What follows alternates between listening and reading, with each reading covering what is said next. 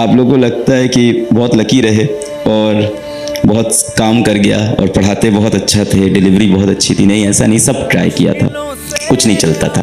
और ये सब वीडियोस डालने में सबसे बड़ी प्रॉब्लम ये नहीं है कि व्यूज़ नहीं आ रहे, प्रॉब्लम ये है कि सारे दोस्त रिश्तेदार सब देख रहे हैं कि क्या कर रहा है, और उसके बाद आप किसी फंक्शन में, शादी में किस मुंह से जाओगे।